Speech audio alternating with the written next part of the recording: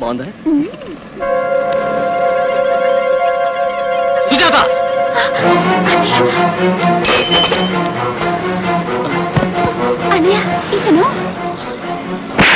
పెళ్లిడికి వచ్చిన పిల్ల మీద పబ్లిక్ లో చేసుకుంటావా? పెళ్లి కాకుండా పరాయి మగాడితో కనపడిందనే కొట్టాను. అతనేం పరాయి వాడు కాదురా, ఇంటికి కాబోయే అల్లుడు. అంటే నాతో చెప్పకుండా చెల్లాకి సంబంధం చూసారా? చెబితే మాత్రం నువ్వు చేసేదేముంది? నిన్ను నిరుద్యోగిని చేయటానికి 1,00,000 రూపాయలు తగిలేశాను. అందులో సగం దానికోసం దాచుంటే దాని పెళ్లి ఏనాడో చేసుకుంటేవాడిని. అందులో వాడు తప్పేమని చెప్పండి. ఉద్యోగం ఇస్తానంటే వద్దన్నాడా? మరి నీకెలా వచ్చింది? నాకు పిల్లనిచ్చిన మామలంటాడు దొరికితే వీడికి ఉద్యోగం వస్తుందిలేండి.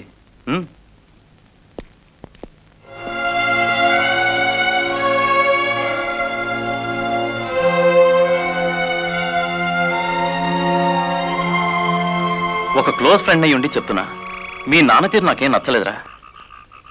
మంచి ఉద్యోగం చేయాలని, చెల్లెలి పెళ్లి ఘనంగా చేయాలని నీకు మాత్రం ఉండదా? ఆయన తప్పేం లేదురా. కొడుకు ప్రయోజకుడే వరకు ఏ తండ్రినా మా నాన్నలాగే ప్రవర్తిస్తాడు. వస్తారా? ప్లీజ్ ఆగరా.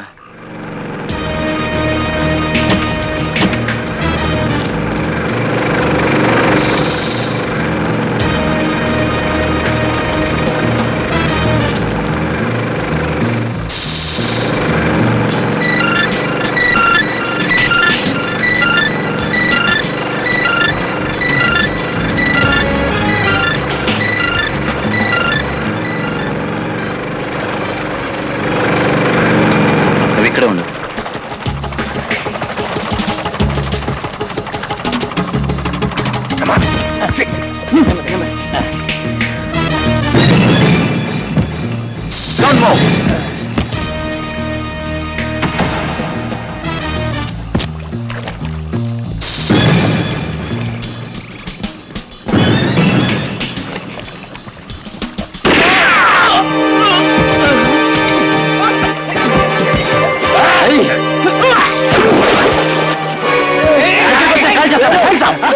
Don't leave them. Tony.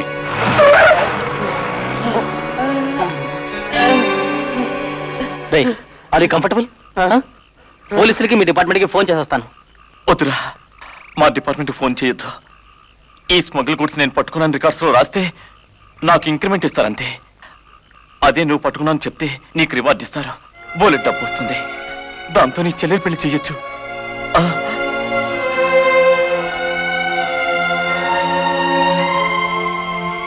ఎక్కడిదిరా ఈ డబ్బు? ప్రభుత్వం ఇచ్చింది. ప్రమాణం చేసి చెప్పు. అన్నయ్యలో ఆవేశమే కాని అవినీతి లేదు నాన్న. ప్రమాణం చేసి చెప్తున్నాను, ఇది నీతిగా వచ్చింది.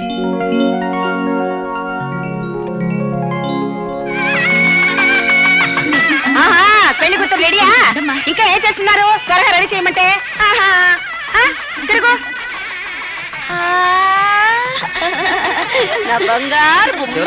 ఏడు బాబాయ్ గారు, మా వేణు రెడీయా? పోలీస్ స్టేషన్కి వెళ్ళాడు, ఇప్పుడే వస్తాడు.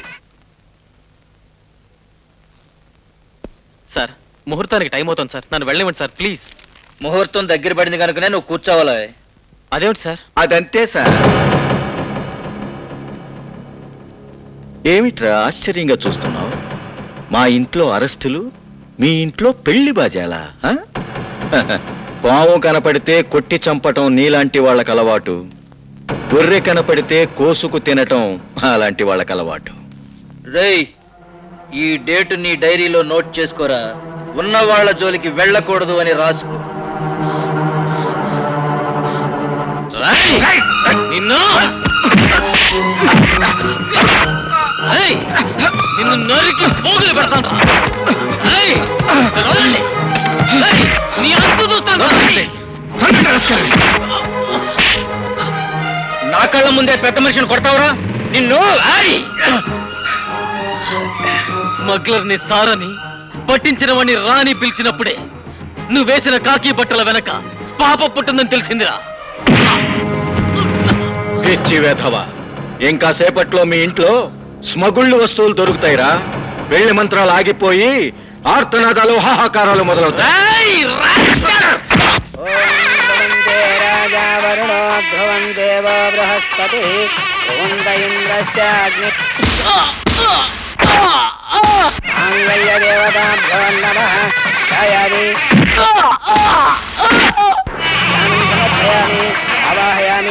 ఆవాహనం సమర్పయామి.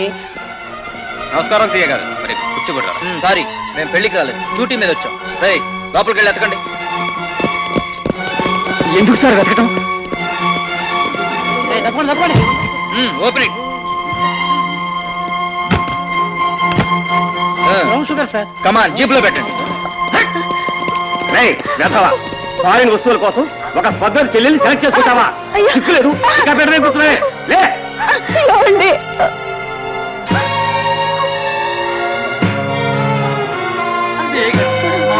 బాబు, నా మాట విను బాబు.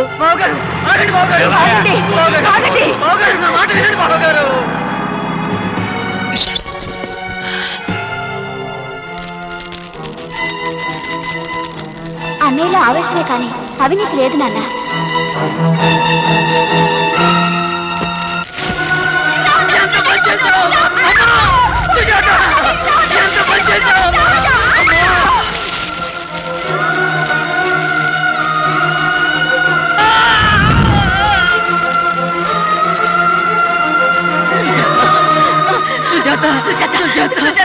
సుజాతకే అవలేదు, సుజాతకే అవలేదు. ఇదిగో ఇదిగో ఇదిగో ఇదిగో సుజాత, ఇదిగో సుజాత.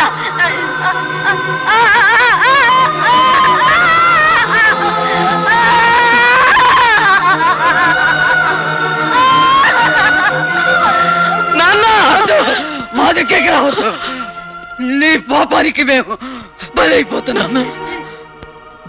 మా ఇద్దరి శవాల్ని నువ్వు ముట్టుకోవద్దు, కర్మ కూడా చేయొద్దు. వద్దు.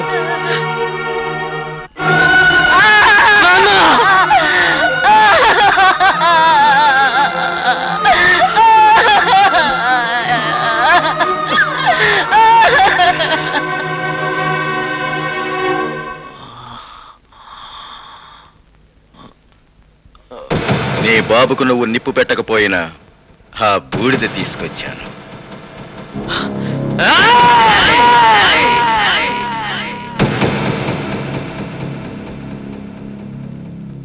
అగ్నికి మా కుటుంబాన్ని ఆహుతి చేశాడు, నన్ను పోలీసులకి మేతగా వేశాడు, కళ్యాణ మండపాన్ని శ్మశానంగా మార్చాడు. మహాభారతం రాసిన మహారచయితలకే చేతగాని సన్నివేశం బాపినీడు మా జీవితంలో రాశాడు. అందుకే పగబట్టాను, అప్పుడే పంతం పట్టాను, ఆ క్షణంలోనే కత్తి కట్టాను. ఆ దుర్మార్గుడు మనశ్శాంతితో బతకడానికి వీల్లేదు. వాళ్ళ నాన్న చేసిన నేరానికి దానికి శిక్ష వేస్తావా? ఇదిగో, కసిగా ఉంటే ఆ పాపిని కాల్చి చంపేయరా, అంతేగాని రాణికి ద్రోహం చేయొద్దు బాబు. చెయ్యను, తాళి కడతాను, కానీ నాకు కట్నం కావాలి. కట్నమా? నా తండ్రి చెల్లి ఎలా సజీవ దహనం అయిపోయారు, అలా నీ తండ్రి కాలి బూడిదైపోతుంటే ఆ మంటని అగ్ని సాక్షులకు నీ మెడలో తాళి కడతాను. అదే కట్నం. తేగలవా కట్నం? ఒప్పించగలవా నీ తండ్రిని? ఇది మరణానికి రణానికి మధ్య నలుగుతున్న రాతి మనిషి శాసనం, శిలా శాసనం.